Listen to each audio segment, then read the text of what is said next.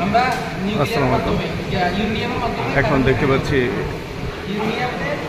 শিবালয় Sadaruddin degree কলেজের ছাত্রদের আবিষ্কার। প্রথমে আমরা নিউট্রন দিয়ে আঘাত করব, এরপরে এটা সরাসরি করব। এখানে আমরা দেবো, পানি দেবো, এখানে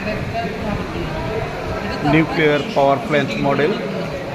এটা এক্সিবিশন হলে এটা বোমা পরিণত হয়, বিস্ফোরণ হয়ে যাবে। এই জন্য কন্ট্রোল করার জন্য আমরা কন্ট্রোল রড দিই।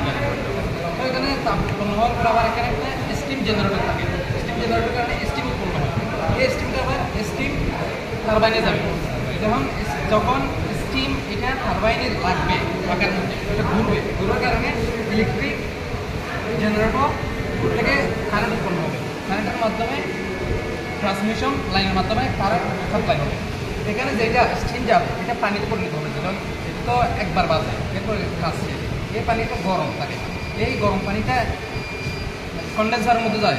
কন্ডেন্সারের মধ্যে ঠান্ডা হয়। এটা পর্যাপ্ত পরিমাণ পানি আবার পুনরায় ব্যবহারযোগ্য করা যায় না, এটা ঠান্ডা করা যায় না। এর ফলে এটা কুলিং টাওয়ারে যায়। কুলিং টাওয়ার কিছু বাষ্পবাগে চলে যায়, আর বাকি ঠান্ডা করে। আর বাড়ি ঘাটতি হয়। ঘাটতি এটা এই জায়গা থেকে পূর্ণ করে। এখান থেকে নদী হতে পারে, এটা পুকুর হতে পারে। এই জায়গা থেকে পানি এসে এটা ঘাটতি পূরণ করে আবার এই জায়গাতে আসে। এই জায়গা থেকে আবার এই নিউক্লিয়ার সেল বিক্রিয়ার মাধ্যমে চলতে থাকে। আচ্ছা, এটা কন্ট্রোল করার মতো টেকনোলজি কি বাংলাদেশে আছে? বাংলাদেশের মধ্যে তো হয়েছে, এখনো তো প্রোডাক্ট হয়ে যায় না।